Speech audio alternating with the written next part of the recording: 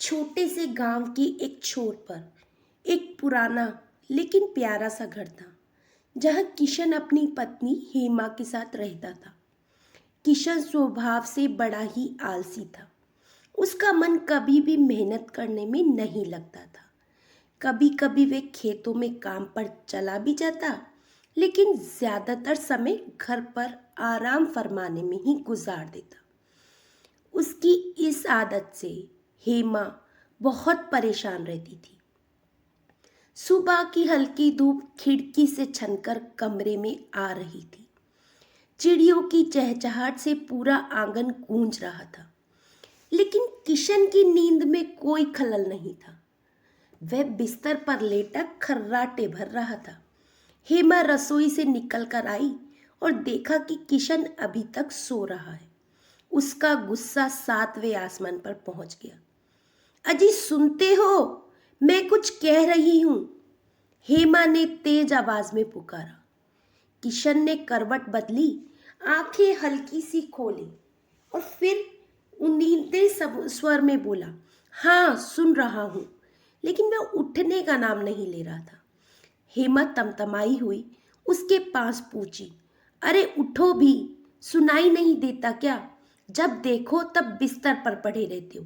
ना काम की फिक्र है ना घर की चिंता। बस आराम करने को कह दो तो दिन भर कुंभकर्ण की तरह सोते रहोगे। अब उठते हो कि नहीं?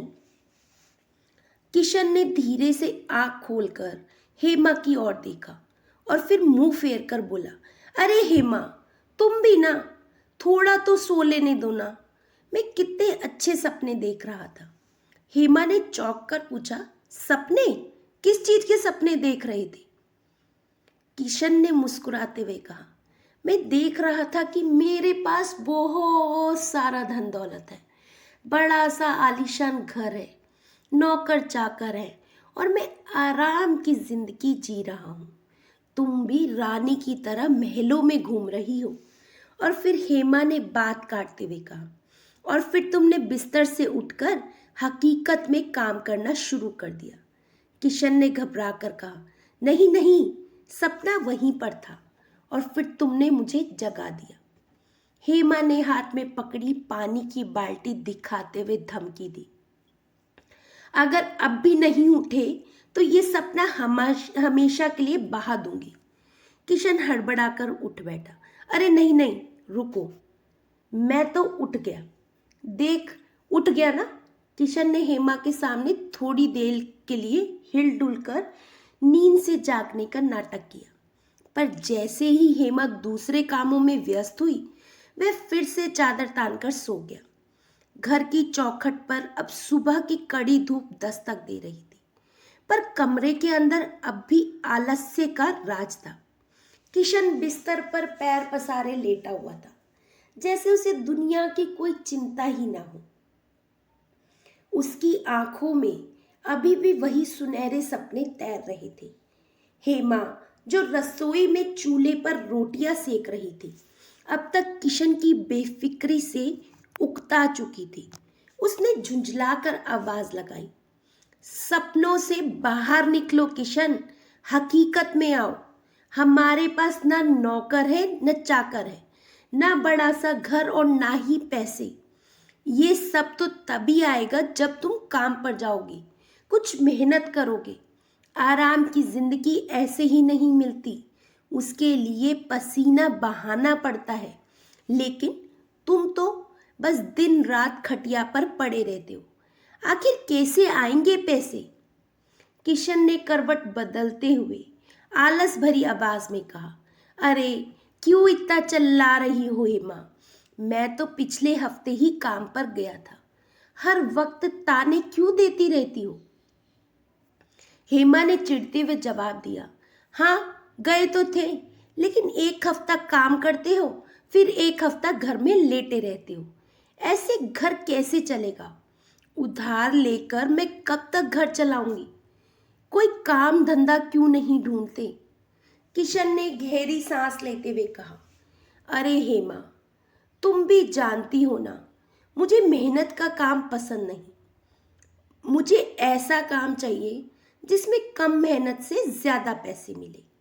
अगर तुम्हें ऐसा कोई काम हो पता हो तो बताओ, मैं करने को तैयार हूँ। हेमा की आंखों में अब झुंझलाहट साफ झलक रही थी। उसने सख्त लहजे में कहा, शर्म करो किशन, बिना मेहनत के कुछ नहीं मिलेगा। अगर ऐसे ही आलस करते रहे तो सारी जिंदगी उधार के सहारे ही काटनी पड़ेगी। यह मेहनत के बिना कुछ नहीं मिलने वाला। उठो और कोई काम धंधा देखो। और सुनो, अगर आज तुमने कोई काम नहीं ढूंढा तो शाम का खाना मत मांगना। बहुत हो गया तुम्हारा आराम। किशन घबरा गया। उसने बड़बड़ाते हुए कहा, अरे हाँ जाता हूं ना, क्यों इतना चिल्लाती हो? सुनाई दे रहा है मुझे। क्या मुसीबत है? किशन धीरे धीरे उठकर बिस्तर से बाहर आया, मानो भारी बोझ उठा रहा हो। उसने आलस भरे कदमों से बाहर की ओर रुख किया, लेकिन मन ही मन सोच रहा था, अब तो सच में काम ढूंढना ही पड़ेगा, वरना भूखा रह जाऊंगा। गर्मियों की दोपहर थी। सूरज आसमान में अंगारे बरसा रहा था और गांव की पथरीली गलियों से गुजरता किशन मन ही मन बड़बड़ाता रहा था। हेमा भी न जाने चैन से सोने तक नहीं देती। काम धंधा देखो, जैसे काम तो सड़क पर बिखरे पड़े हैं। पसीना पहुंचते हुए उसकी नज़र गांव के सबसे बड़े जमींदार सेठ रामलाल की हवेली पर पड़ी। चलो, यहाँ तो काम मिल ही जाएगा, और अगर थोड़ा आराम से मिल जाए तो सोने पर सुहागा। यह सोचकर वे सीधे हवेली की ओर चल पड़ा। हवेली के बड़े से आंगन में जमींदार रामलाल खाट पर बैठे हुक्का गुड़गुड़ा रहे थे। किशन ने उनके पास जाकर उन्हें नमस्कार किया और बोला, नमस्कार सेठ जी, मैं किशन हूँ, क्या मुझे कुछ काम मिल सकता है? सेठ जी ने उसे ऊपर से नीचे तक देखा और फिर बोले, काम मिल जाएगा, तुम कल सुबह आ जाना। तो किशन ने सोचा, चलो काम तो मिल ही गया, बस अब मज़े में दिन गुजरेंगे। लेकिन काम के कितने रुपए मिलेंगे? जमींदार ने ठंडी आवाज में कहा, 1 रुपया 1 दिन का दूंगा। किशन का चेहरा उतर गया। 1 रुपया दिन भर की मेहनत के लिए? उसने हैरानी से कहा, ये क्या बात हुई जमींदार जी, 1 रुपये में मैं पूरा दिन काम करूंगा? रामलाल ने हुक्के का कश लेते हुए कहा, क्यों भाई, बाकी मजदूर कर रहे हैं तो तुम्हें तकलीफ क्यों है? अगर तुम्हें करना है तो करो, वरना मत करो। किशन ने अकड़ते हुए कहा, नहीं नहीं, मैं काम करूंगा, लेकिन सिर्फ 3 घंटे, और 3 घंटे के 50 रुपए लूंगा। जमींदार का चेहरा लाल हो गया। चल भाग यहाँ से, बड़ा आया 3 घंटे काम करने वाला, 50 रुपए मांगने वाला, जैसे तेरे बिना मेरा काम नहीं चलेगा। तू समझता क्या है खुद को? राजा है क्या? औकात में रहना सीख, मेरे पास बहुत मजदूर है, तेरी कोई ज़रूरत नहीं। किशन ने मुस्कुरा कर जवाब दिया, सोच लो सेठ जी, एक दिन में सच में राजा बनूंगा, तब देख लेना। अभी तो मजबूरी में आया हूँ आपके पास, वरना 1 रुपये में दिन भर की मेहनत कभी नहीं। रामलाल ने गुस्से में हुक्का एक तरफ रखा और कहा, इसे निकालो यहाँ से, बड़ा आया राजा बनने वाला। किशन ने ठंडी सांस लेते हुए कहा, हाँ हाँ जा रहा हूँ, वैसे भी तुम्हारे जैसे कंजूस सेठ के पास काम करने का मुझे कोई शौक नहीं है। राम राम। किशन जमींदार की हवेली से बाहर निकल आया। उसके चेहरे पर असमंजस की लकीरें थी। वे सिर खुजाते हुए बुदबुदाया, अब मैं क्या करूं?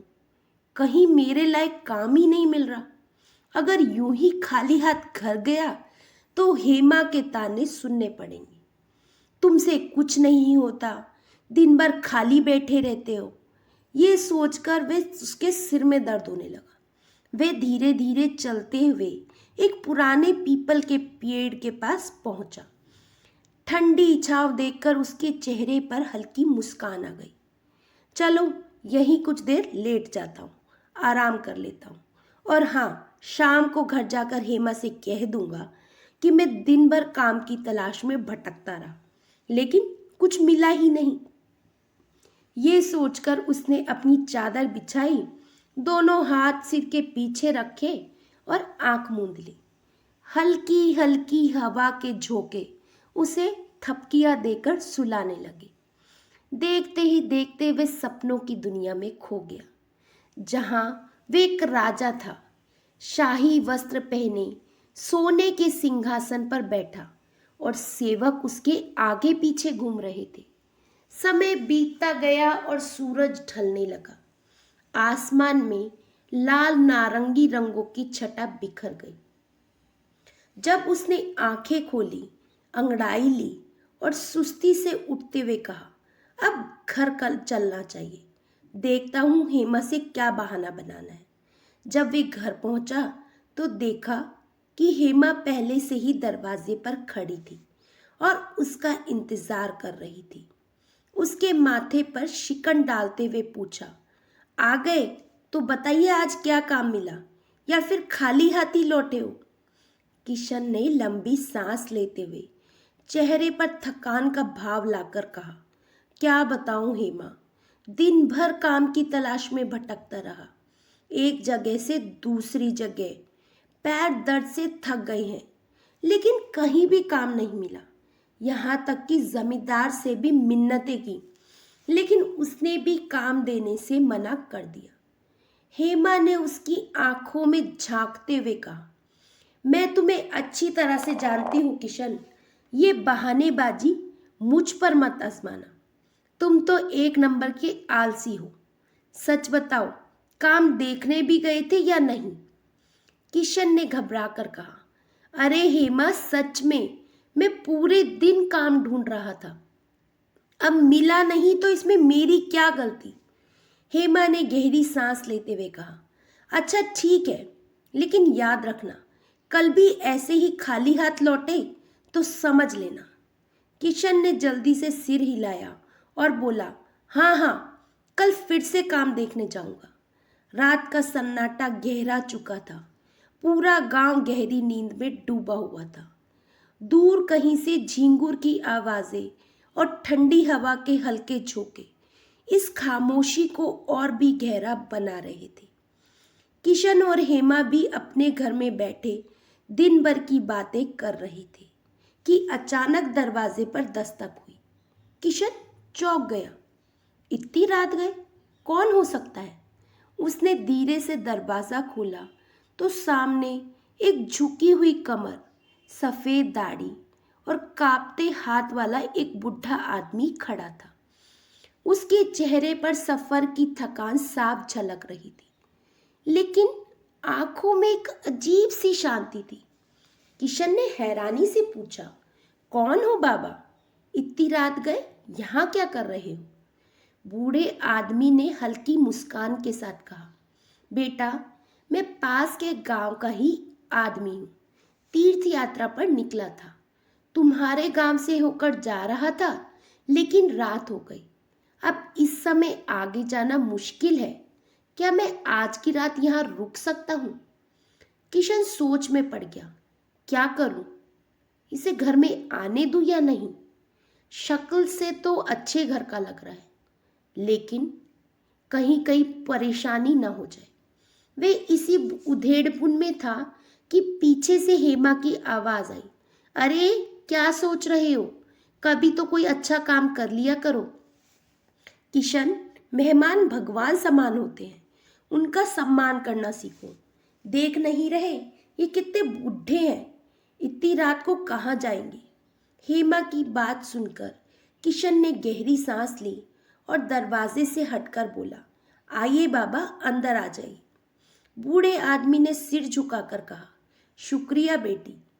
हेमा ने मुस्कुराते हुए कहा, आइए बाबा, आप थके हुए लग रहे हैं, मैं आपके लिए खाना लाती हूँ। थोड़ी ही देर में हेमा गर्मा गर्म रोटियां और सब्जी लेकर आई। बूढ़े आदमी ने तृप्ति से भोजन किया। फिर हेमा ने उनके लिए एक कोने में बिस्तर भी लगा दिया। किशन दूर खड़ा ये सब देख रहा था और मन ही मन सोच रहा था, हेमा सही कहती है, कभी कभी इंसान को दूसरों की मदद के लिए भी आगे आना चाहिए। रात के गहरे सन्नाटे में हल्की चांदनी खिड़की से अंदर आकर कमरे को एक शांत आभा दे रही थी। बूढ़े बाबा जो अब तक थके हुए से कोने में लेटे थे, आराम से आंखें मूंदे हुए थे। किशन का मन बेचैन था। बाबा आखिर है कौन, कहाँ से आए हैं? इस सवाल ने उसे अंदर से कचोट दिया। आखिर उसने हिम्मत जुटाई और धीरे धीरे उनके पास जाकर बैठ गया। बाबा, आपके बारे में कुछ बताइए ना, किशन ने जिज्ञासु स्वर में कहा। बूढ़े बाबा ने आंखें खोली और हल्की मुस्कान के साथ बोले, बेटा, मेरा नाम श्यामलाल है, पास के ही गांव से हूँ।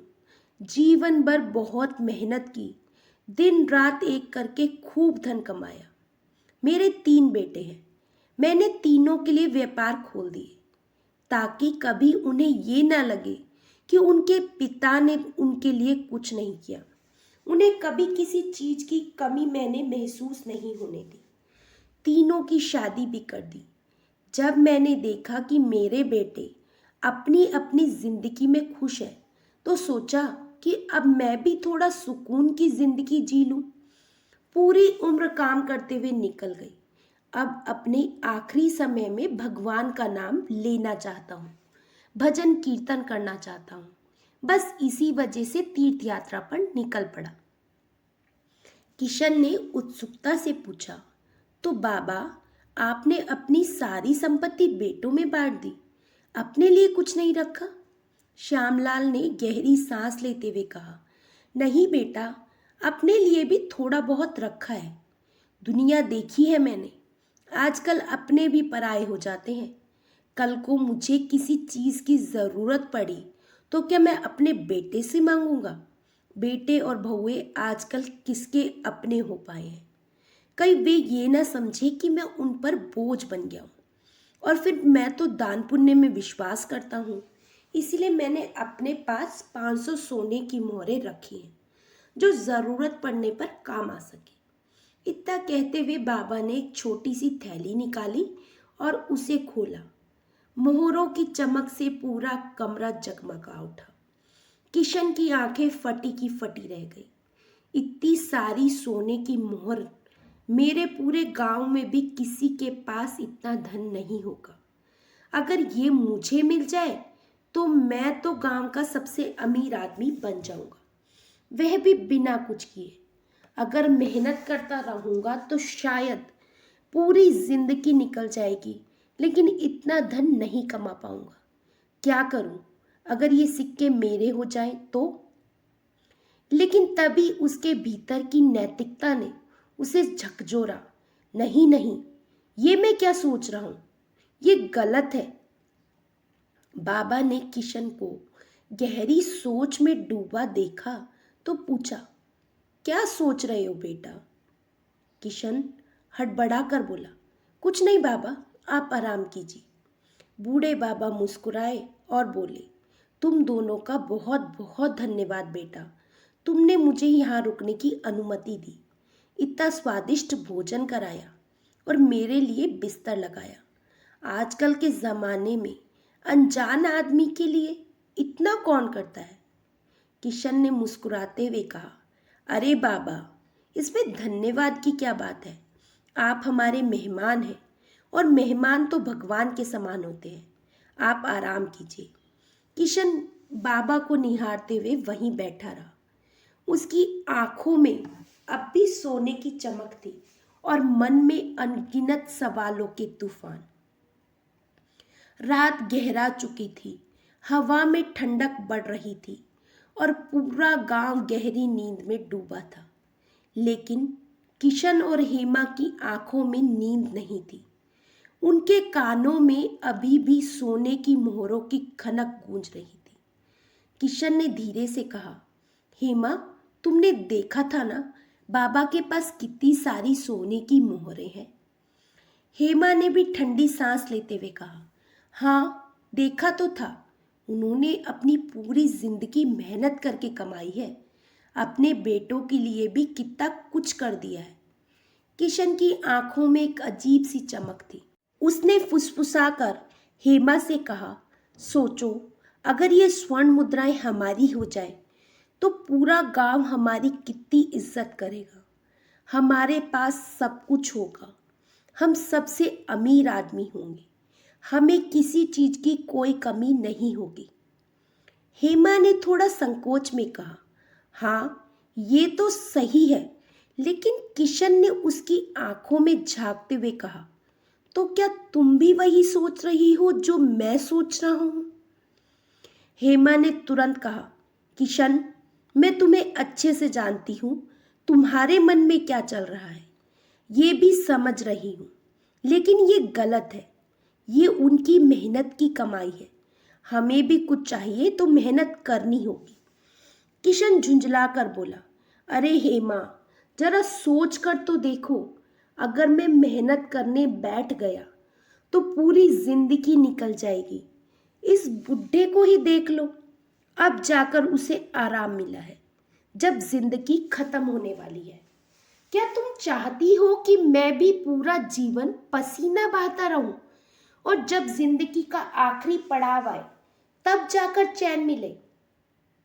हेमा चुप रही। किशन ने उसकी चुप्पी का फायदा उठाते हुए कहा, सोचो, अगर ये सिक्के हमारे हो जाए तो तुम सोने के गहनों से लदी रहोगी, गांव की औरतें तुमसे जलेंगी, तुम रानी की तरह राज करोगी, हमारा घर सबसे बड़ा होगा, तुम्हें कभी किसी चीज की कमी नहीं होगी। और वैसे भी बाबा को इतने सिक्कों की जरूरत ही क्या है? उनकी उम्र अब आराम करने की है। इन सिक्कों से वे क्या करेंगे? इनकी असली जरूरत हमें है हेमा। हेमा ने गहरी सांस ली। उसकी आंखों में हल्का संकोच था, लेकिन किशन की बातों में ऐसा लालच छिपा था कि वे खुद को रोक नहीं पाई। उसने धीरे से कहा, बात तो आप सही कह रहे हो, लेकिन ये चोरी है। किशन ने उसका हाथ थामा, कहा, कौन देख रहा है हेमा, बाबा को पता भी नहीं चलेगा। ये बस एक मौका है और मौका बार बार नहीं मिलता।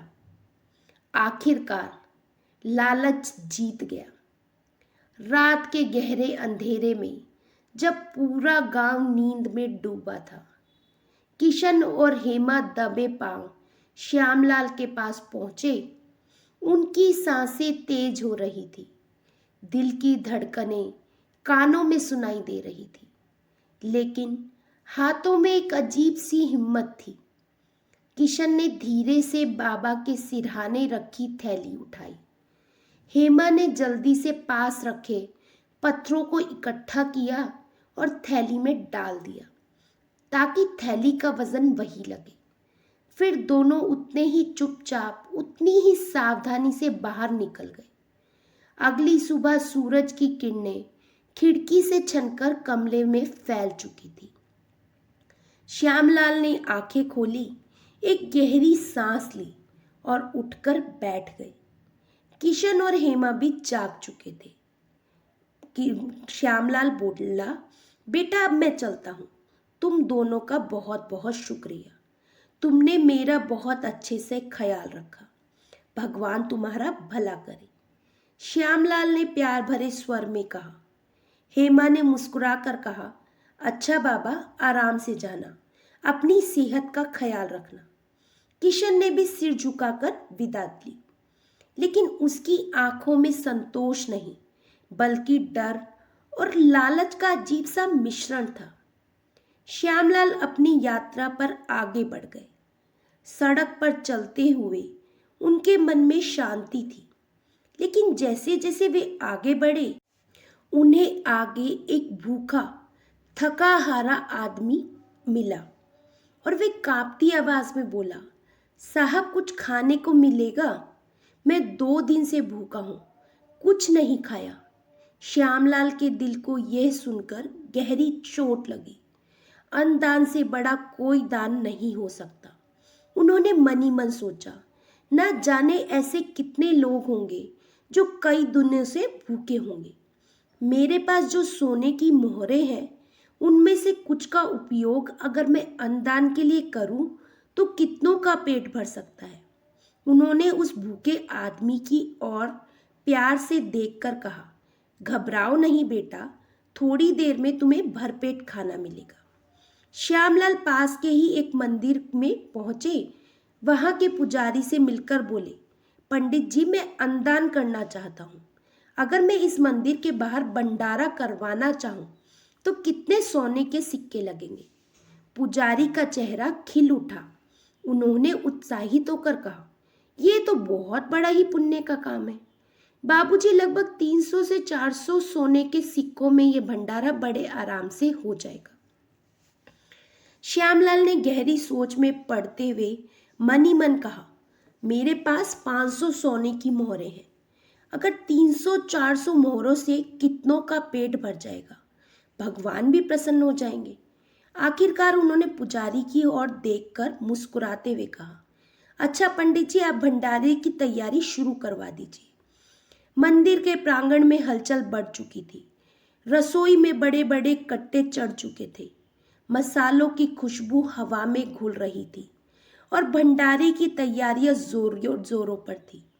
भक्तजन और भूखे लोग कतारों में बैठने लगे थे। सबकी आंखों में उम्मीद की चमक थी। श्यामलाल ने पुजारी जी के घर में बैठकर चैन की सांस ली। कुछ ही देर में सैकड़ों भूखे लोगों का पेट भरेगा। इससे बड़ा पुण्य और क्या होगा। तभी पुजारी जी उनके पास आए और विनम्र स्वर में बोले, यजमान, आपके कहे अनुसार सारी व्यवस्था पूरी हो चुकी है। अब कृपया सोने के सिक्के दे दीजिए। खाना बनाने वालों और राशन वालों को भुगतान करना है। श्यामलाल ने मुस्कुराकर कहा, जी पंडित जी, मैंने अपनी पोटली भीतर रखी है, अभी लेकर आता हूँ। वे भीतर गए, लकड़ी की अलमारी से अपनी पोटली उठाई और उनके हाथ कांप रहे थे। मन गर्व से भरा था, ये सोचकर कि इन मोहरों से ना जाने कितनों का भला होगा। लेकिन जैसे ही उन्होंने पोटली खोली, उनकी आंखें फटी की फटी रह गई। उनका पूरा शरीर सिहर उठा। पोटली में सोने की मोहरों की जगह कठोर पत्थर थे, बस पत्थर। उनके पैरों तले जमीन खिसक गई, हाथ कांपने लगे, सांसें तेज हो गई। ये कैसे हो गया? मेरी मोहरें कहाँ गई? मैंने तो इन्हें अपने हाथों से गिना था। तो फिर उनका मन अतीत की ओर भागा। किशन का घर, रात का समय और वही पोटली। क्या किशन और हेमा ने? उनकी आंखों में आंसू भर आए। अब मैं बाहर जाकर क्या कहूँगा? इतने सारे लोग मेरे भरोसे बैठे हैं। मैंने खुद पुजारी जी से भंडारे की बात की। अब इतने सारे सोने के सिक्के मैं कहाँ से लाऊंगा? उनके माथे पर पसीने की बूंदें छलक गई। लोग मेरे बारे में क्या कहेंगे? मेरे सम्मान का क्या होगा? मैंने जीवन भर इज्जत की जिंदगी जी है, कभी किसी के आगे सर नहीं झुकाया। आज सबके सामने क्या मुंह दिखाऊंगा? नहीं नहीं, इतना बड़ा अपमान मुझसे सहन नहीं होगा। मैं कैसे बताऊं कि मेरी मोहरें चोरी हो चुकी है? कौन मानेगा मेरी बात? श्यामलाल की आंखें डबडबा गई। उनका सारा जीवन, उनकी मेहनत, उनकी इज्जत, सब कुछ एक पल में मिट्टी में मिल गया था। उनका दिल बैठा जा रहा था। मैं अब क्या करूं? मंदिर के बाहर भंडारे की आवाज़ें तेज हो रही थी, लेकिन श्यामलाल के दिल में खामोशी का तूफान उठ चुका था। मंदिर परिसर में भंडारे की तैयारियां पूरी हो चुकी थी। लोग कतार में बैठकर भोजन का इंतजार कर रहे थे और पुजारी जी बार बार श्यामलाल की राह देख रहे थे। अभी तक नहीं आए? इतनी देर क्यों हो गई? कहीं कुछ? एक अजीब सी बेचैनी उनके मन में उठ रही थी। तभी एक आदमी हांफता हुआ मंदिर की ओर दौड़ता हुआ आया। उसका चेहरा उतरा हुआ था, आंखों में भय और अविश्वास साफ झलक रहा था। पंडित जी, उसने कांपती आवाज में पुकारा। अरे बिरजू, क्या हुआ? तुम इतने घबराए हुए क्यों हो? पुजारी जी ने चौंक कर पूछा। बिरजू की आंखें भर आई। उसने कांपते होठों से कहा, पंडित जी, जिसने भंडारे की व्यवस्था कराई थी, वह उसकी आवाज गले में ही अटक गई। क्या हुआ बिरजू, साफ साफ बताओ। पुजारी जी का दिल जोर से धड़कने लगा। पंडित जी, उन्होंने अपनी जीवन लीला समाप्त कर ली। ये कहते ही बिरजू का गला भर्रा गया। हे भगवान, ये क्या कह रहे हो तुम? पुजारी जी की आंखें फटी रह गई। अभी अभी अंदर जाकर देख कर आया हूँ, उन्होंने फांसी लगा ली। उन्हें इस हालत में देखकर मेरे तो हाथ पैर सुन्न हो गए। मंदिर परिसर में सन्नाटा छा गया। भंडारे की हलचल एक पल के लिए थम गई। पुजारी जी अविश्वास से खड़े रह गए। श्यामलाल जी, जिन्होंने इतनी भलाई की, इतने बड़े भंडारे की व्यवस्था कराई, वे ऐसा कैसे कर सकते हैं? गांव वाले एकत्र होने लगे। हर किसी के चेहरे पर दुख और हैरानी थी। इतना नेक और ईमानदार आदमी था, आखिर ऐसा क्या हुआ कि उन्हें ये कदम उठाना पड़ा? एक बुजुर्ग ने आंसू पहुंचते हुए कहा। पुजारी जी की आंखें भर आई कि अब क्या करें। उनका तो पता नहीं इस दुनिया में कोई अपना है भी या नहीं। पता नहीं वे कहाँ से आए थे, किस कारण से वे इतना कठोर कदम उठाने पर मजबूर हुए। तभी भीड़ में से एक आवाज आई, पंडित जी, हमें मिलकर उनका अंतिम संस्कार करना चाहिए। यही उनकी आत्मा के प्रति हमारा कर्तव्य होगा। पुजारी जी ने सहमति में सिर हिलाया। हाँ, शायद यही सही होगा। गांव वालों ने मिलकर श्यामलाल का अंतिम संस्कार किया। गंगा किनारे चिता की आग धधक उठी, मानो स्वयं देवता भी इस सत्पुरुष के जाने पर शोक व्यक्त कर रहे हो। श्यामलाल की चिता की आग अभी बुझी भी नहीं थी कि मंदिर के बाहर हलचल बढ़ने लगी। भंडारे में राशन, सब्जी और भोजन पकाने वाले लोग इकट्ठा हो गए थे। उनके चेहरे पर चिंता और बेचैनी साफ झलक रही थी। पंडित जी, अब हमसे और इंतजार नहीं होता। हमारा उधर कौन चुकाएगा? एक सब्जी वाले ने झुंझलाते हुए कहा। पंडित जी, हमने तो आपकी बात पर भरोसा करके उधार दिया था, अब हमारा हिसाब कौन देगा? राशन वाले ने भी अपनी चिंता जाहिर की। पुजारी जी असमंजस में पड़ गए। मैं कहाँ से दूं? मैंने तो बस उनकी बात पर भरोसा किया था। उन्होंने ही कहा था कि भंडारे की सारी व्यवस्था करवा दो। अब मैं क्या करूं? उनके स्वर में बेबसी झलक रही थी। एक आदमी भीड़ से बोला, अरे, जिसने इतनी बड़ी व्यवस्था करवाई, वे कोई साधारण आदमी तो नहीं होगा।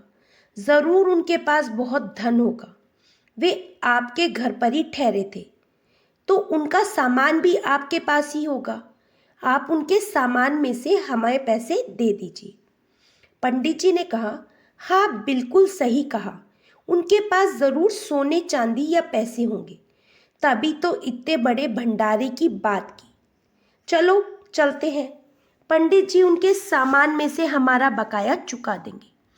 बाकी लोगों ने भी हाँ में हाँ मिलाई। पुजारी जी मुश्किल में पड़ गए। क्या सच में उनके सामान में कुछ होगा? इतनी बड़ी व्यवस्था कराने वाला आदमी बिना धन के तो ऐसा नहीं करेगा। उन्होंने धीरे से कहा, ठीक है, मैं देखता हूँ। सभी की निगाहें पुजारी जी पर टिक गई। वे धीमे कदमों से अंदर गए, जहां श्यामलाल की पोटली रखी थी। हाथ कांप रहे थे, काश इसमें कुछ निकल आए। वरना उन्होंने गहरी सांस ली और पोटली खोली। खाली, बस कुछ कपड़े और कुछ नहीं। पुजारी जी का चेहरा सफेद पड़ गया। इसमें तो कुछ भी नहीं है। पंडित जी जैसे ही मंदिर के द्वार से बाहर आए, सामने एकत्रित लोगों की भीड़ ने उन्हें घेर लिया। हर चेहरे पर नाराजगी और अधीरता झलक रही थी। एक व्यक्ति ने तीखे स्वर में कहा, पंडित जी, अब देर मत कीजिए, हमारी मेहनत के पैसे हमें लौटा दीजिए। पंडित जी ने हैरानी से कहा, भाई, मैंने उस यात्री के सामान में एक फूटी कौड़ी भी नहीं पाई, मैं कहाँ से पैसे दूं? भीड़ में हलचल बढ़ गई। क्या? कुछ भी नहीं? भीड़ एक साथ बोल पड़ी। पंडित जी, मजाक कर रहे हो क्या? जिसने इतना बड़ा भंडारा करवाया उसके पास कुछ नहीं। एक आदमी गुस्से से बोला। एक बुजुर्ग व्यक्ति आगे बढ़ा। ऐसे कैसे हो सकता है पंडित जी? अगर उस आदमी ने इतने बड़े भंडारे का आयोजन आपसे करवाया था तो उसके पास धन अवश्य होगा। आप झूठ बोल रहे हैं। बिना पैसों के भला इतना बड़ा आयोजन कोई क्यों करवाता? पुजारी जी पसीना पसीना हो गए कि अब मैं क्या करूं? मैं तो सच कह रहा हूं, इसमें कुछ भी नहीं है। तभी एक दूसरे व्यक्ति ने पंडित जी पर आरोप लगाते हुए कहा, वह यात्री आप ही के घर पर ठहरा था ना? जरूर आप ही ने ही उसके पास सारे पैसे छिपा लिए होंगे। धन देखकर तो बड़ों बड़ों का ईमान डगमगा जाता है पंडित जी। अब आप हमें देना नहीं चाहते क्योंकि आपको लगता है कि वे आदमी तो इस दुनिया में नहीं रहा और सारा धन अब आपका हो गया। पंडित जी ने हाथ जोड़कर कहा, राम राम राम, कैसी बातें करते हो भाई? मैं वर्षों से इस मंदिर में प्रभु की सेवा करता आया हूँ। मेरे जीवन में कभी धन का लोभ नहीं रहा। प्रभु की कृपा से मेरा बेटा शहर में काम करता है और सुखी है। मुझे भी 2 वक्त की रोटी मिल जाती है, मुझे उसी में संतोष है। लेकिन भीड़ का गुस्सा थमा नहीं। एक मजदूर बोला, धन देखकर अच्छे अच्छों की नीयत बदल जाती है पंडित जी।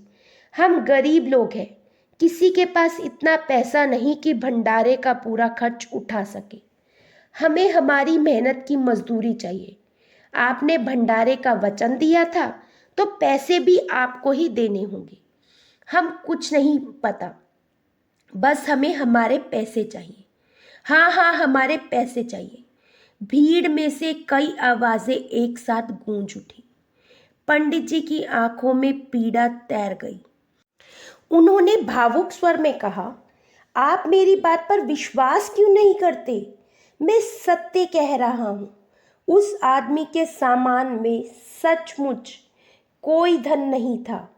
मेरा ईश्वर जानता है, मैंने कोई धन नहीं चुराया। यदि मैंने धन चुराया हो तो प्रभु आज ही मुझे उठा ले। भीड़ में एक आवाज गूंजी, ऐसे कसम खाने से क्या होगा पंडित जी? हमें पता है धन आपके पास है, चाहे जैसे भी हो, हमें तो हमारे पैसे चाहिए। लोगों की नजरें पंडित जी पर गड़ गई। संदेह, नाराजगी और असमंजस के इस माहौल में पंडित जी अपनी ईमान और श्रद्धा की कसौटी पर खड़े थे। लेकिन भीड़ का भरोसा डगमगा रहा था। पंडित जी गांव वालों को समझाने की पूरी कोशिश करते रहे, लेकिन किसी ने उनकी एक ना सुनी। गांव की चौपाल अब एक अदालती सभा में तब्दील हो चुकी थी, जहां हर कोई पंडित जी पर शक की उंगलियां उठा रहा था। पंडित जी के माथे पर चिंता की लकीरें गहरी हो गई। उम्र के इस पड़ाव पर ऐसा कलंक उनके लिए असहनीय था। वे हाथ जोड़कर बोले, भाइयों, अगर मेरे पास धन होता तो क्या मैं ऐसे अपमान का बोझ उठाता? ईश्वर साक्षी है, मैं निर्दोष हूं। लेकिन भीड़ ने कुछ भी और सुनने से इनकार कर दिया। गांव के मुखिया ने भी गहरी सांस लेते हुए कहा, पंडित जी, आपको 1 हफ्ते का समय दिया जाता है। या तो आप पैसे लौटाएं या फिर परिणाम भुगतने के लिए तैयार रहिएगा। पंडित जी भारी मन से मंदिर लौट आए। इधर किशन और हेमा अपने घर में बैठे हुए सिक्कों को निहार रहे थे। हेमा की आंखों में डर था तो किशन की आंखों में लालच। हेमा बोली, किशन, कहीं हमसे बहुत बड़ी गलती तो नहीं हो गई? हमने कोई गलती तो नहीं कर दी? पता नहीं उस बेचारे पर क्या बीत रही होगी। किशन ने हंसते हुए कहा, अरे छोड़ो ना, हमारे पास इतना धन है कि पूरी जिंदगी मजे से कट जाएगी। किसे फर्क पड़ता है कि वह बुढ़ा मरे या जिए। कुछ ही दिनों में किशन के पास एक आलीशान घर था और उसके आलीशान घर में हर कोना धन और वैभव से चमक रहा था। सुनहरी दीवारों पर कीमती पर्दे लटक रहे थे, फर्श पर मखमली कालीन बिछी थी और दरवाजे पर एक बड़ा सा झूमर उसकी संपन्नता की कहानी सुना रहा था। किशन मखमली गद्दों पर बैठा, हाथ में सोने का गिलास लिए इतराते हुए बोला, देखा हेमा, मेरा सपना आखिर पूरा हो ही गया। बिना एक बूंद पसीना बहाए मैं राजा की तरह जी रहा हूँ। तुम तो बेवजह मुझे काम करने की सलाह देती थी। अब देख लो, मेहनत किए बिना भी जिंदगी शाही हो सकती है। हेमा, जो अब रेशमी साड़ियों और बाहरी गहनों से लदी थी, थोड़ा गंभीर होकर बोली, हाँ किशन, सब कुछ तो है हमारे पास, लेकिन क्या तुम्हें कभी उस बूढ़े बाबा की याद नहीं आती? अगर वे हमारे घर ना आते तो शायद आज ये सब कुछ हमारा नहीं होता। याद है, तुम तो उन्हें घर में आने भी नहीं देना चाहते थे, लेकिन मैंने ही उन्हें भगवान का स्वरूप समझकर आदर से घर में रखा, उनकी सेवा की, और देखो, उनकी वजह से ही हम यहाँ पर हैं। किशन ने एक ठंडी सांस लेते हुए कहा, हाँ हाँ मान लिया, लेकिन ये मत भूलो कि वे सिक्के मैंने लिए थे। मेरी होशियारी ने ये दिन दिखाया है। हेमा ने हल्की मुस्कान के साथ कहा, सच कह रहे हो, लेकिन कभी कभी सोचती हूँ कि ये दौलत हमारे लिए खुशी लाएगी या कोई मुसीबत। दूसरी ओर पंडित जी की झोपड़ी में अंधेरा और सन्नाटा पसरा हुआ था।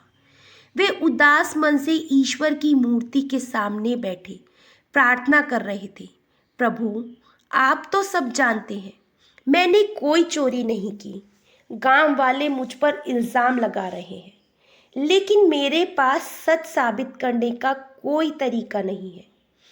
एक हफ्ते में इतना धन मैं कहाँ से लाऊंगा? क्या मेरी वर्षों की भक्ति और सेवा का यही फल है? पंडित जी की आंखों में आंसू बह निकले।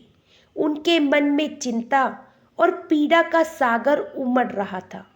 उन्हें हर पल यही डर सता रहा था कि अगर समय रहते वे धन नहीं जुटा पाए तो उनकी वर्षों की प्रतिष्ठा मिट्टी में मिल जाएगी। जब दूसरा कोई और रास्ता नहीं बचा तो अगले दिन पंडित जी भारी मन से जमींदार के पास पहुंचे। उनके चेहरे पर चिंता की गहरी लकीरें थी।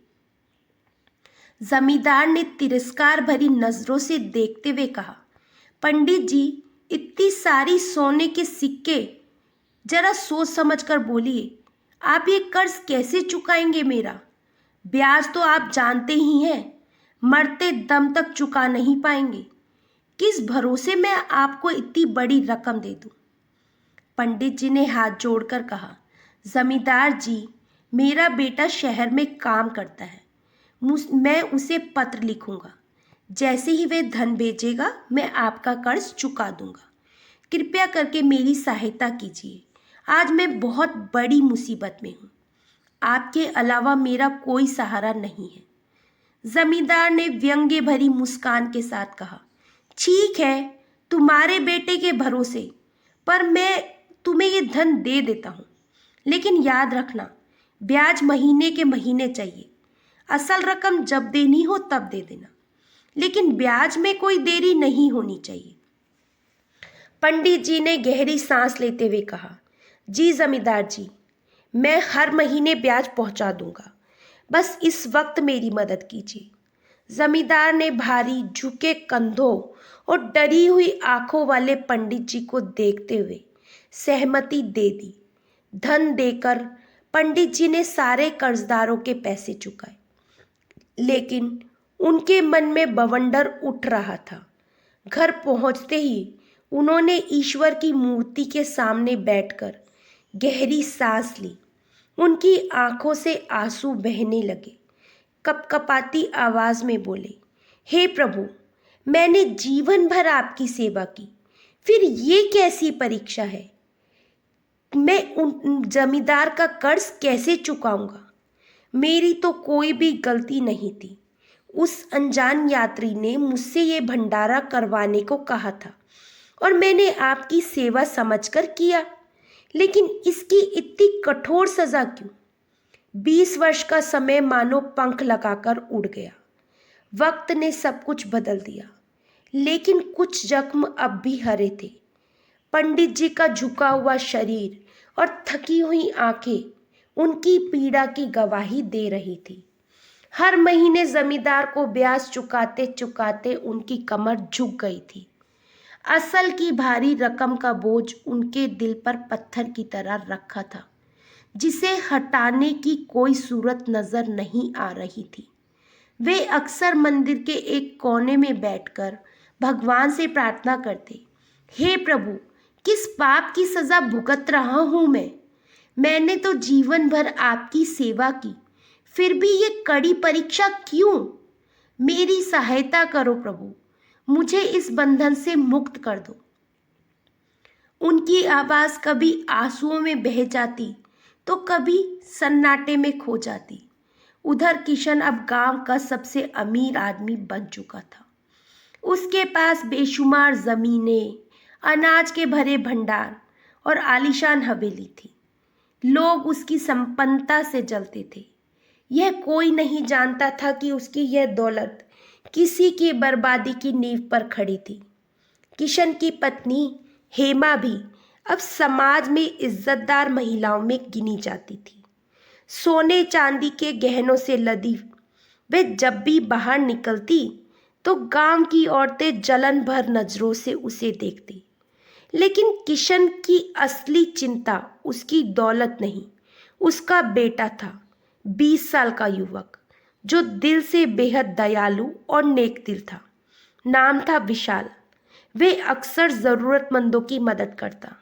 कभी घर से चावल निकालकर गरीबों में बांट देता, तो कभी भूखों को खाना खिलाने के लिए घर का अनाज ले जाता। वे मान तुम इस दौलत की कद्र नहीं करते, विशाल शांत स्वर में कहता। पिताजी, अगर इस धन से किसी की भूख मिट सकती है या किसी की मदद हो सकती है तो ये धन सार्थक हो जाता है। भगवान ने हमें इसीलिए दिया है ताकि हम दूसरों की सहायता कर सकें। किशन को ये जवाब खटकता। उसकी आत्मा कहीं ना कहीं जानती थी कि उसका बेटा सही कह रहा है, लेकिन वह सच को स्वीकारना नहीं चाहता था। वह दौलत की चमक में इतना खो चुका था कि इंसानियत की आवाज़ अब धुंधली होने लगी थी। वह विशाल को डांटते हुए कहता, अगर तुमने एक बार और घर का सामान गरीबों में बांटा तो मुझसे बुरा कोई नहीं होगा। ये धन मेरे लिए बहुत कीमती है, इसे बर्बाद मत करो। लेकिन विशाल पर इन बातों का कोई असर नहीं पड़ता। वे जहाँ भी किसी पीड़ित और ज़रूरतमंद को देखता, सब कुछ भूलकर वह उसकी मदद में जुट जाता। एक दिन की बात है, किशन अपने आलीशान घर के विशाल आंगन में बेचैनी से टहल रहा था। उसकी आंखों में क्रोध की लपटें थी और माथे पर चिंता की रेखाएं गहरी होती जा रही थी। तभी विशाल ने घर में प्रवेश किया। उसके चेहरे पर संतोष झलक रहा था, मानो उसने आज बहुत कुछ अच्छा कर दिया हो। जैसे ही किशन की नज़र अपने बेटे पर पड़ी, वह तेज आवाज में गरज उठा, विशाल, क्या किया तुमने? बिना पूछे घर से सोने के सिक्के लेकर किसी अनजान को दे आए। क्या तुम्हें अंदाजा है धन की कीमत क्या होती है? विशाल ने शांत स्वर में उत्तर दिया, पिताजी, वे आदमी बहुत संकट में था। उसकी आंखों में दर्द था जिसे मैं अनदेखा नहीं कर सकता। हमारे पास इतना सब कुछ है, अगर हम उसमें से थोड़ा सा धन किसी ज़रूरतमंद को दे दे तो इसमें क्या गलत है? दान करना तो पुण्य का काम है। और किशन ने गुस्से से उसकी बात काट दी। पुण्य? तुमने कभी एक पैसा भी कमाया है जो इस तरह लुटाते फिरते हो? ये धन मैंने अपनी मेहनत और सूझबूझ से कमाया है। ये तुम्हारे लुटाने के लिए नहीं है। अगर तुम्हें इतना ही दान का शौक है तो खुद कमाओ और जितना चाहे लुटाओ। विशाल के चेहरे पर उदासी और आक्रोश की लहरें दौड़ गई। उसने धीमे स्वर में कहा, पिताजी, आप बस धन ही देखते हैं, लेकिन कभी किसी की पीड़ा महसूस नहीं करते। धन से बड़ा भी कुछ होता है और वह होता है इंसानियत। किशन की पत्नी हेमा, जो दरवाजे के पीछे से सब सुन रही थी, सामने आई और बोली, किशन, विशाल की भावना समझने की कोशिश करो। कभी कभी जो चीज़ें हमें छोटी लगती हैं वही दूसरों के लिए जीवन का सहारा बनती है। लेकिन किशन का क्रोध कम नहीं हुआ। उसने हाथ उठाकर कहा, मुझे सिखाने की ज़रूरत नहीं है। मैंने दुनिया देखी है। मैं जानता हूँ कि धन ही सब कुछ है। विशाल की आंखों में आंसू आ गए। उसने एक आंख नज़र अपने माता पिता पर डाली और बिना कुछ कहे घर से बाहर निकल गया। किशन दरवाजे के पास खड़ा उसे जाते देख रहा था, लेकिन उसके दिल में कहीं एक हल्की सी बेचैनी भी थी जिसे वे मानने को तैयार नहीं था। हेमा की आंखों में चिंता की लकीरें गहरी होती जा रही थी। विशाल की अनुपस्थिति ने उसे बेचैन कर दिया था। उसने धीरे से कहा, आपने ज़रूरत से ज़्यादा डांट दिया। वे हमारा बेटा है किशन। जितना भी धन सब उसी का तो है। पता नहीं वे गुस्से में कहाँ चला गया होगा। किशन, जो अभी भी अपनी बातों के बचाव में डूबा था, खिंचते हुए बोला, तुमने उसे सिर पर चढ़ा रखा है हेमा। यही वजह है कि वे मुझसे इस तरह मुंह जोरी करता है। तुमने देखा नहीं कैसे आंखों में आंखें डालकर मुझसे बहस कर रहा था। हेमा की आवाज में करुणा और दृढ़ता का मिला जुला स्वर था। वह बोली, उसने कहा भी क्या गलत? उसने वही कहा जो सच है। तुमने कभी दान पुण्य नहीं किया और उसे सीख दे रहे थे। किशन ने आंखें फेर ली। वे जानता था हेमा की हर बात सच थी, पर उसे स्वीकार करने का साहस उसमें नहीं था। हेमा ने आगे कहा, तुम उसे कह रहे थे कि उसने कभी मेहनत नहीं की, लेकिन क्या तुम भूल गए कि ये धन कैसे आया? मैं तुम्हें याद दिलाऊं? किशन चौंक गया। उसने हेमा की ओर घूर कर देखा और फुसफुसाने लगा, हाँ मैं जानता हूँ हेमा, लेकिन कृपया करके उसके सामने ये बातें मत कहना। अगर उसे पता चल गया कि उसके पिता ने ये दौलत बेईमानी से पाई है तो वे मेरे बारे में क्या सोचेगा? हेमा की आंखों में आंसू थे। हेमा ने कहा, उसे इस सच का पता कभी भी नहीं चलेगा। अगर उसे ये सच का पता चल गया तो वे कभी हमसे प्यार नहीं कर पाएगा। वे हमसे नफरत करने लगेगा। किशन के चेहरे पर डर की लकीरें उभर आई। उसे एहसास हुआ कि उसके पाप का यह साया उसकी आने वाली पीढ़ी पर भी मंडरा रहा है। विशाल गुस्से में तेज कदमों से आगे बढ़ रहा था। उसके दिल में पिता की बातें तीर की तरह चुभ रही थी। तभी उसकी नज़र एक कुएं की ओर पड़ी, जहां एक वृद्ध कुएं में छलांग लगाने ही वाला था। वह तेज से चिल्लाया, बाबा रुकिए। विशाल ने दौड़कर उन्हें कसकर पकड़ लिया।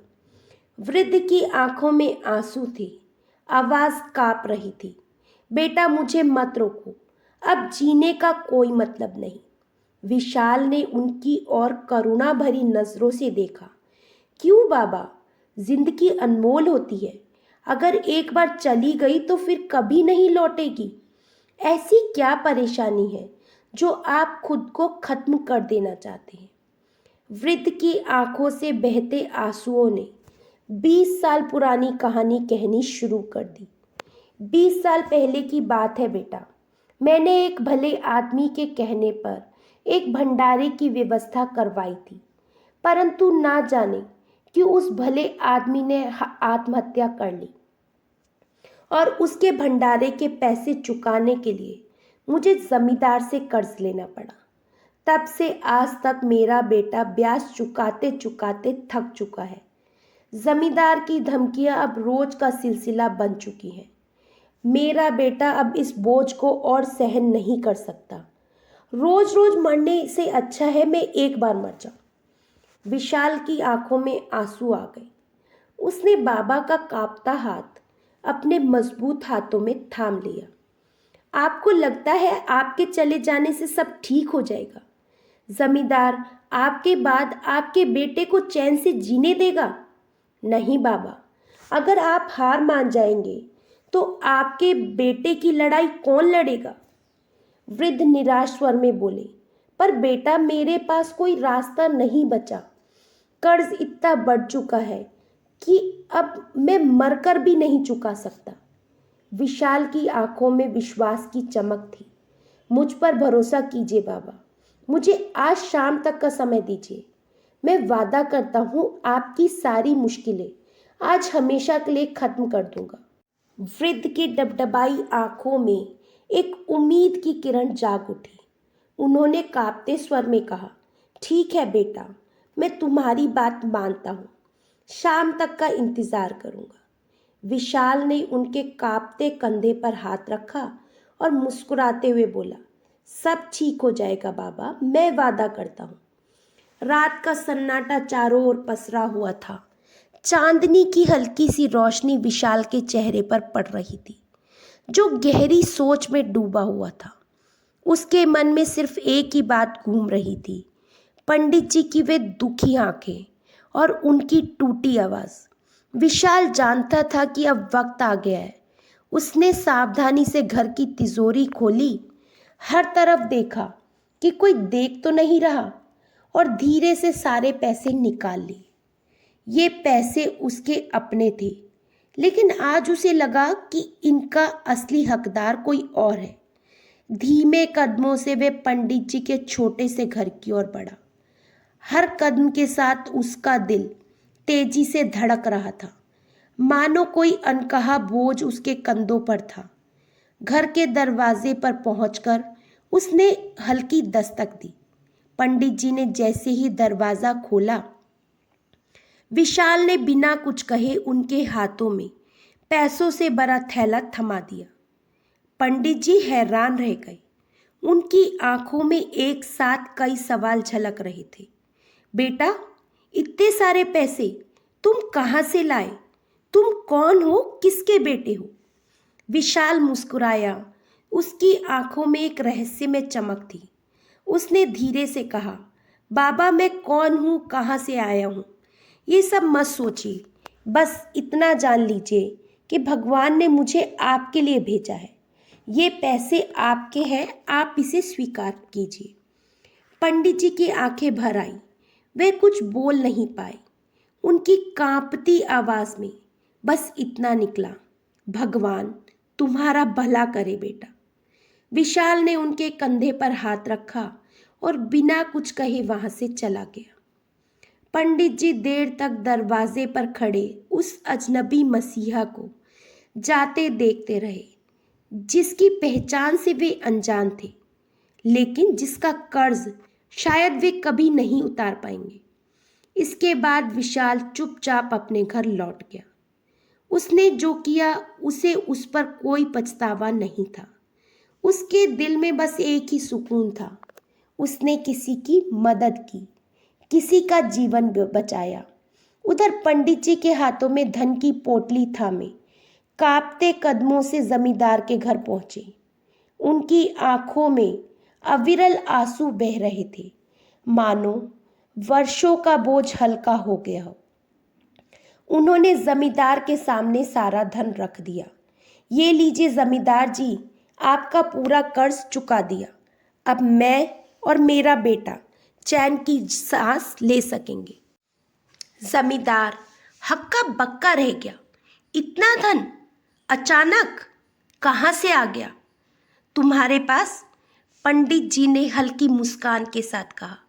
कभी कभी भगवान किसी को धरती पर भेजते हैं जो हमारे दुख हर लेता है। मेरे लिए वे देवदूत बनकर आया और आज मेरे सारे बंधन तोड़ गया। जमींदार को जवाब तो मिल गया था, लेकिन उसके मन में प्रश्नों की झड़ी लग गई। आखिर कौन था वह जिसने इतना धन दे दिया? इधर विशाल अपने घर लौटा तो हेमा और किशन की नजरें तिजोरी पर पड़ी। हेमा घबरा गई। किशन, तिजोरी खाली है। किशन हक्का बक्का रह गया। क्या? लेकिन ये कैसे हुआ? विशाल चुपचाप वहीं खड़ा था। हेमा और किशन दोनों उसकी ओर देखने लगे। विशाल, तुमने? किशन की आवाज कांप रही थी। हाँ पिताजी, मैंने। वह धन उसी तक पहुंचा दिया जो इसका असली हकदार था। किशन का चेहरा लाल हो गया। तुम्हें क्या लगता है तुमने सही किया? मैंने मेहनत से ये सब कमाया था। विशाल की आंखों में दृढ़ता थी। नहीं पिताजी, ये धन मेहनत से नहीं, धोखे से कमाया गया था। वह धन तो आपका था ही नहीं पिताजी। वह धन तो एक निर्दोष की कमाई थी जिसे आपने छल से हासिल किया था। और इतना कहकर विशाल एक गहरी शांति और सुकून के भाव के साथ वहां से चला गया। किशन और हेमा विशाल की बात सुनकर अवाक रह गए।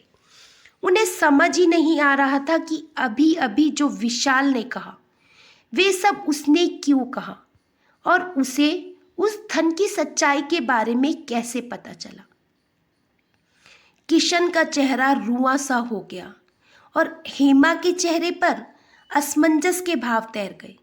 विशाल ने पंडित जी की मदद कर अपने पूर्व जन्म का कर्ज चुका दिया था। उसने महसूस किया कि उसका जीवन अब पूर्ण हो चुका था।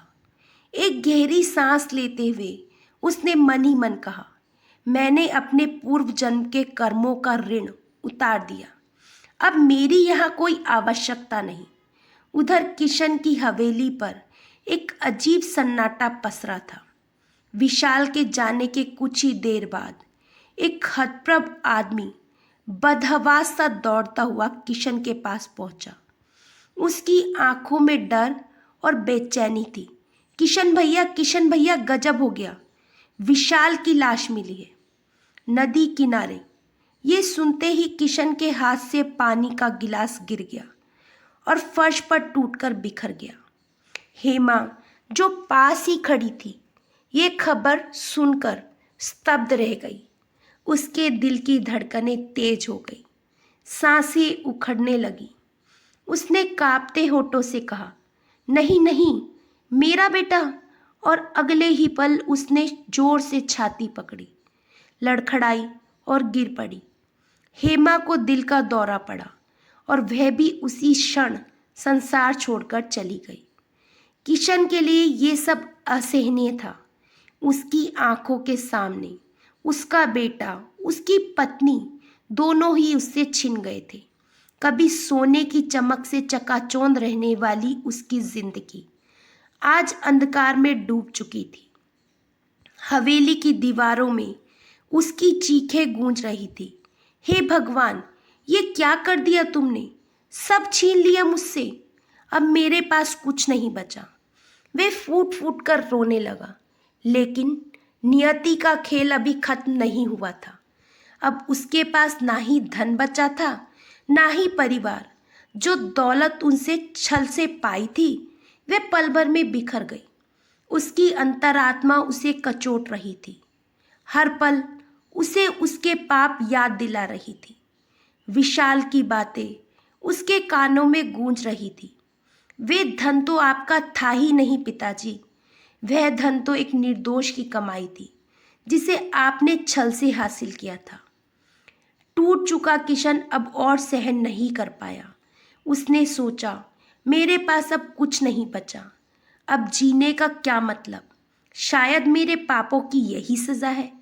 और एक रात उसने उसी कुएं में डूबकर अपनी जीवन लीला समाप्त कर ली।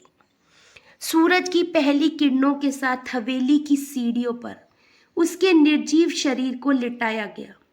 अंतिम संस्कार करने के लिए उसका बेटा नहीं था।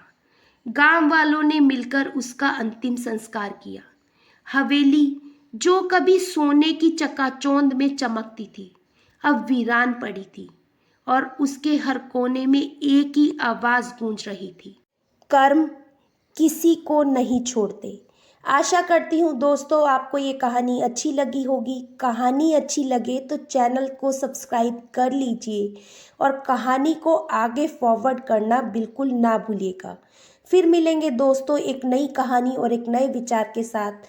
तब तक हंसते रहिए, मुस्कुराते रहिए, स्वास्थ्य का ध्यान रखिएगा। जय श्री कृष्ण।